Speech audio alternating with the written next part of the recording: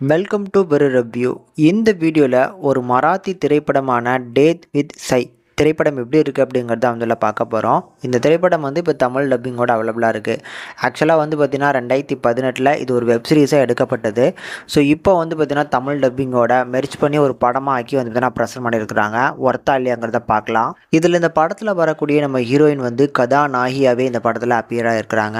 அப்படி ஒரு நாள் ஷூட்டை முடிச்சுக்கிட்டு நைட்டு நேரம் நல்ல மழை பெய்யுது. அதனால் சரியாக கவனிக்காமல் இவங்களோட டிரைவர் ஓட்டிகிட்டு இருக்காரா, யார் ஓட்டிகிட்டு இருக்காங்க அப்படிங்கிறது தெரியாமல் காரில் ஏறிடுறாங்க. கொஞ்ச நேரம் ட்ராவல் பண்ணி போனதுக்கப்புறம் தான் இவங்க கிட்னாப் பண்ணப்பட்டிருக்காங்க அப்படிங்கிறது இவங்களுக்கே தெரிய வருது. இதில் கரெக்டாக நம்ம ஹீரோயினை இப்போ கிட்னாப் பண்ணியிருக்கக்கூடிய அந்த நபரை வந்து நம்ம ஹீரோயினுக்கு ஆல்ரெடி தெரியும் போல். ஸோ நம்ம ஹீரோயினை வச்சு வந்து பார்த்திங்கன்னா ஹீரோயினுக்கே தெரியாமல் ஒரு படம் பண்ணணும் அப்படின்னு சொல்லி அவங்க பின்னால் ஒவ்வொரு மூவ்ஸையும் வந்து பார்த்திங்கன்னா இவங்க வந்து கால்குலேட் பண்ணி ஒரு படமாக எடுக்கணும்னு நினச்சிருக்கிறாங்க.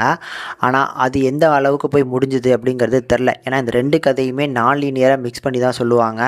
ஸோ என்ன நடந்துச்சு கரண்டில் அண்ட் ஆல்சோ வந்து பார்த்திங்கன்னா ஃப்ளாஷ்பேக்கில் என்ன நடந்துச்சு அப்படிங்கிறது அந்த படத்தோட ஒரு மிஸ்டேக்னே சொல்லலாம். இந்த படத்தை பொறுத்தளவுக்கு எப்படி இருந்துச்சு அப்படின்னா, ஓரளவுக்கு சுமாரான ஒரு படமாக தான் எடுத்துருக்குறாங்க. ஆனால் கதாநாயகியாக பண்ணியிருக்கக்கூடிய அந்த சாய், அவங்களோட பர்ஃபார்மன்ஸ் சூப்பராக இருந்துச்சு. இந்த படத்துலேயே முக்கியமான ஒரு 2 கதாபாத்திரங்கள் மட்டும்தான் சொல்லிடலாம். அந்த 2 கதாபாத்திரங்களை ஹேண்டில் பண்ண விதம் ஓரளவுக்கு நல்லாயிருக்கும். எதுக்காக நம்ம ஹீரோயினை வந்து பார்த்திங்கன்னா கரண்டில் வந்து இந்த நபர் கடத்தணும் அப்படிங்கிறது ஒரு கேள்வியாக இருக்கும்.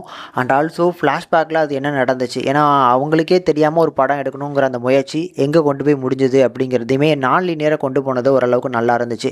இந்த ரெண்டுமே மிக்ஸ் பண்ணி சொல்லியிருந்தாலும் இந்த படத்தோட அந்த நரேஷனில் வந்து இன்னும் கொஞ்சம் ஃபோக்கஸ் பண்ணியிருக்கலாம். ஏன்னா வந்து அந்த அளவுக்கு ப்ராப்பராக நரேட் பண்ணி நம்மளுக்கு சொல்லலை அப்படின்னு தான் சொல்லுவேன். பட் எனிவேஸ் படத்தோட தமிழ் டப்பிங் படத்தில் வந்து பார்த்திங்கன்னா நடிச்சிக்கூடிய நடிகர்கள் இவங்களோட பர்ஃபார்மன்ஸ் ஓரளவுக்கு நல்லா இருக்குது. அதாவது மெயின் கேரக்டர்ஸோட பர்ஃபார்மன்ஸ் நல்லா இருக்குது. மற்ற சின்ன சின்ன கதாபாத்திரங்கள் நிறைய வராங்க.